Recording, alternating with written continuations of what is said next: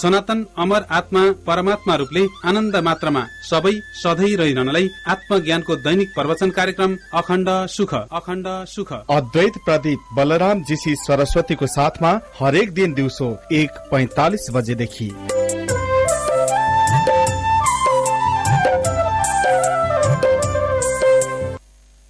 नमस्कार। संसारमा जो ज्ञानवान हुनुहुन्छ उहाँको जीवनी बारे हामीले राम्ररी जान्न सक्यौँ भने हामीहरूलाई ज्यादै लाभ हुन्छ। ज्ञानवान भन्नाले यो केवल आत्मामा थिति अर्थात् अमर आत्मामा थिति। आत्मा सदाकालीन हो। आत्मा रूपले रहेपछि सदाकालीन आफ्नो स्थिति हुन्छ र सुख शान्ति सधैँको लागि सबैको लागि सम्भव हुन्छ। र हामी मानव सबै प्राणीले हाम्रो एकमात्र चाहना हो सधैँ सुख शान्ति रूपमा रहिरहन सकिरहियोस् भन्ने। त्यसको लागि अत्यन्त सफल जीवन हो ज्ञानवानको अर्थात् ज्ञानीहरूको। यसकारणले ज्ञानीको स्वभाव जान्नलाई हामीले जो ज्ञानी भइसकेर पनि शरीरको मृत्यु आइसकेको छैन र त्यो अवधिमा उहाँले भनेका कुराहरू भनेका ज्ञानका विषयहरू त्यो सबैको लागि ज्ञानी हुनको लागि सबैभन्दा ठुलो मजबुत आधार बन्दछ। किनकि ज्ञानी भइसकेर उहाँले साक्षात् भनेको कुरा सबैलाई विश्वसनीय पनि हुन्छ। जहाँ विश्वास हुन्छ त्यहाँ ग्रहणयोग्य हुन्छ, त्यसलाई लिइने हुन्छ। ज्ञानवानहरूमध्ये एकजना हुनुहुन्छ राजर्षि जनक, जसले आफ्नो जीवनकालमा जीवनमुक्त देहमुक्त अर्थात् ज्ञानी रूपमा रहिरहन सम्भव भयो। र उहाँले भनेका जो ज्ञानको स्वभाव हो, ज्ञानको जो आधार हो, त्यसबारेमा अहिले वर्णन हुन्छ। यो संसारको ज्ञानको श्रेष्ठ शास्त्र अष्टावक्र गीतामृतमा 14 प्रकरणको एक श्लोकमा यसको वर्णन छ। अर्थात् ज्ञानवान हुनको लागि कस्तो स्वभाव चाहिन्छ, कस्तो आचरण चाहिन्छ, त्यस सन्दर्भमा त्यहाँ भनिएको छ संस्कृतमा कृत्या शून्य चित्त भनेर यसरी सुरु गरिएको छ। शून्य चित्त,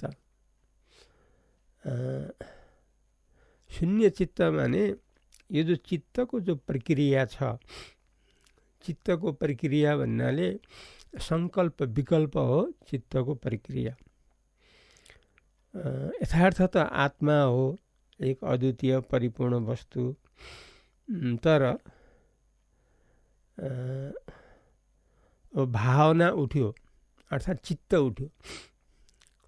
चित्त उठेपछि अर्थात् चित्त खडा भएपछि त्यो चित्तले सङ्कल्प गर्न लाग्यो, भावना गर्न लाग्यो र त्यो भावना गर्दा गर्दा त्यो भावनाले दृढ रूप लियो, जसलाई विकल्प भनिन्छ।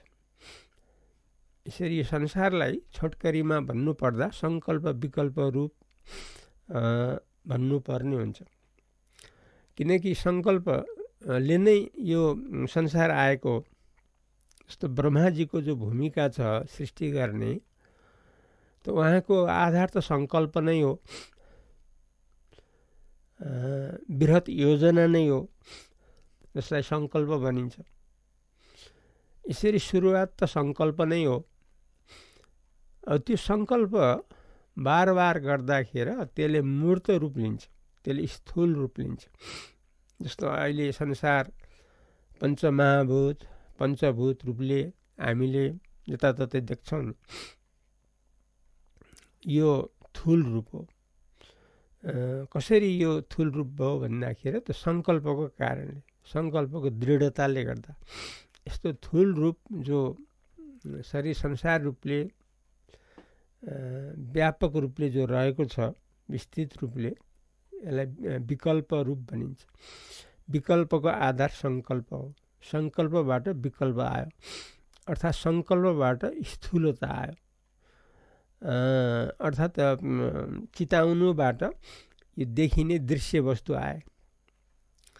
यसलाई छोटकरीमा सङ्कल्प विकल्प रूप भनिन्छ। अझ यसमा पनि छोटकरीमा एउटै शब्दमा भन्ने हो भने यसलाई चित्त भनिन्छ। यो चित्तको स्वभाव वास्तवमा के छ भन्दाखेरि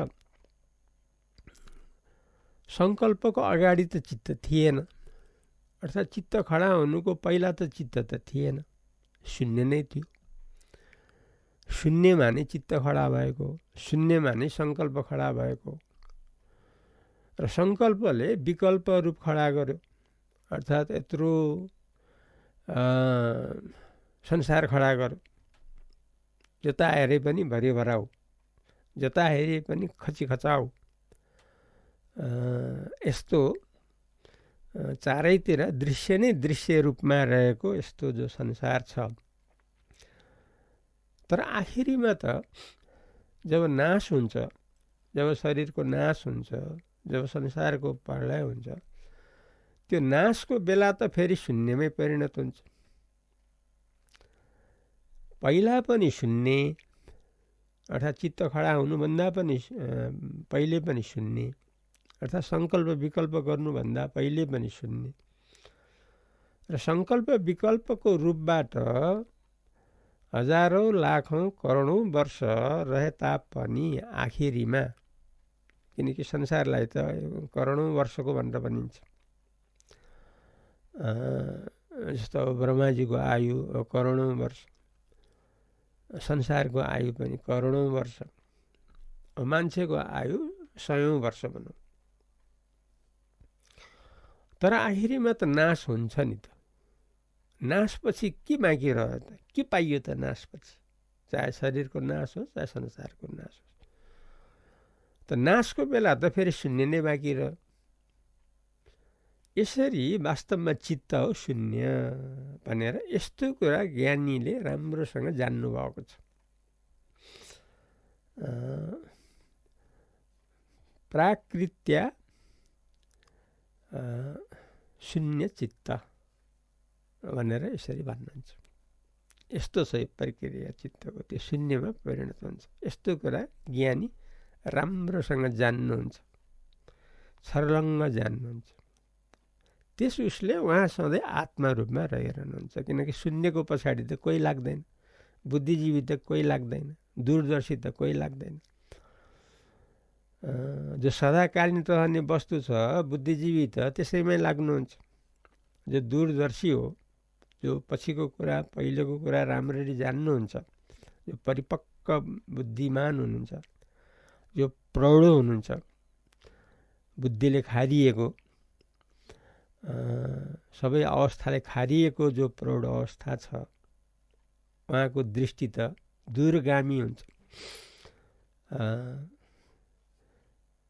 त्यस कारणले उहाँले सदाकालीन आत्मालाई लिनुहुन्छ, शून्यलाई लिनुहुन्न। यस्तो ज्ञानीको स्थिति छ, अथवा ज्ञानी हुनलाई यस्तो जान्नु जरुरी छ। यस्तो जान्नु बिना, यस्तो जानेर आत्मामा रहिरहनु बिना ज्ञानी हुनु कसैलाई पनि सम्भव छैन।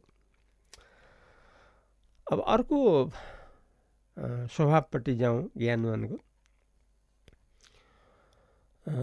प्रमादात अभाव भावना भन्नुहुन्छ। यो प्रमादवश, प्रमादवश भनेको रहनुपर्ने त आत्मा हो, किनकि सदा सत्य वस्तु सबैको स्वरूप हो, तर रहिएन। आत्मामा नरहिएको कारणबाट यसलाई प्रमाद रूप खडा भयो, अर्थात् अनवस्था खडा भयो। आत्मा रूपले रहिरहनु त त्यो स्वाभाविक अवस्था हो, सबैको वास्तव स्वरूप हो, अमरता हो, परिपूर्णता हो। तर त्यो अवस्थामा रहिएन, अनवस्था खडा भयो अथवा प्रमाद खडा भयो। अब यो प्रमादमा अनवस्थामा के खडा हुन्छ भने अभावमा पनि भावना सिर्जना हुन्छ। वास्तवमा संसार त रित्तो हो नि त, खोतलेर हेर्दा त यहाँ वास्तवमा त भेटिने त यहाँ केही पनि छैन। खोतल्दै गयो भने त हामी त आखिरी शून्यमै हात लाग्छ। त्यसैले वास्तवमा यहाँ त अभावै अभाव छ, सत्य कुराको त अभावै अभाव छ। आत्मालाई छोडेर आत्मा बाहेक अरूलाई लिने हो भनेदेखि त यहाँ त सत्य कुरा त भेटिँदैन। यथार्थ भाव, सधैँ रहिरहने भाव, सधैँ रहने वस्तु हामी भेट्दैन। नभेटेपछि त अभाव भन्नै पर्यो। यसरी यो अभावमा भावना खडा गरेर हामीहरू शरीर संसारमा हामी व्यस्त मस्त चएका हुन्छौँ। तर ज्ञानीमानको यस्तो बुद्धि छैन। ज्ञानवानको के छ भन्दाखेरि यो संसार है अभाव रूप, वास्तवमा अभाव, किनकि संसार सुरुमा पनि अभावै हो, अन्त्यमा पनि अभावै हो। त्यसैले सुरु र अन्त्यमा जो छ बिचमा पनि त्यही लागु हुन्छ। त्यसैले बिचमा पनि अभावै नै हो। यसैले अभावमा भावना गरेर शरीर संसार भावना गरेर ज्ञानवान बस्नुहुन्न। ज्ञानवान अभाव जानेर त्यही रूपबाट केवल आत्मामा परिपूर्ण रूपले आनन्दै मात्रामा रहिरहनुहुन्छ। ज्ञानवानको यस्तो स्वभाव छ। अनि फेरि ज्ञानवानको अर्को स्वभाव कस्तो छ भने, तेस्रो स्वभाव, उहाँले यो संसारलाई निद्रित बोधित भनेर भनिएको छ। त्यो एक श्लोकमा 14 प्रकरणको। यो जीवनमुक्त देहमुक्त नेपाल मिथिला नरेश जनकको शब्द हो। यो उहाँको के शब्द हो? निद्रित बोधित, अर्थात् जो निद्रा रूपी जो सपना हो त्यसबाट उहाँ सधैँ जाग्नुहुन्छ। अर्थात् यो संसारलाई निद्रा रूप जान्नुहुन्छ उहाँले। निद्रा रूप त वास्तवमा होइन, सपना रूप त वास्तवमा होइन। त्यो हामी सबैको अनुभव हो। किन होइन भने सपना जागेपछि त एउटा पनि हुँदैन। सपनाभित्र जे जस्तो देखिए तापनि, अनुभव भए तापनि सपनाबाट बिउजेपछि त केही बाँकी रहन्न नि।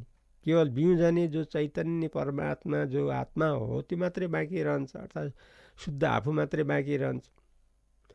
त्यसैले निद्राबाट उहाँ सधैँ बिउजिरहनुहुन्छ, जागिरहनुहुन्छ। यो संसारलाई निद्रा रूप जानेर निद्रा रूपी यो वर्तमान संसारबाट उहाँ सधैँ जागिरहनुहुन्छ, अर्थात् केवल आत्मामा रहिरहनुहुन्छ। भने ज्ञानवानको अर्को स्वभाव के हो भने, चौथो स्वभाव क्षीण संसरण भन्नुहुन्छ। नरेश राजाले, जीवनमुक्त देहमुक्त जनकले क्षीण संसरण, अर्थात् यो संसार नाशवान छ है।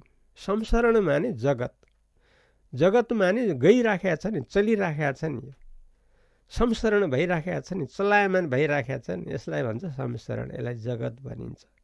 कहाँ गइराखेका छ? यो शून्यमा गइराखेका छ, नाश हुन गइराखेको छ, परिवर्तन भएर अन्त्यमा नाश हुन गइराखेको छ। क्षीण संसरण, यस्तो ज्ञानवान जान्नुहुन्छ र केवल कहिले नाश नहुने सदाकालीन जो आत्मा हो, परिपूर्ण आनन्दै आनन्द स्वभावले रहेको, त्यही रूपमा उहाँ सदा सर्वदा रहिरहनु भएको हुन्छ। यही रूपबाट रहिरहनुबाट नै संसारी हामी सबैको परम कल्याण हुन्छ। यो आजको प्रसङ्ग।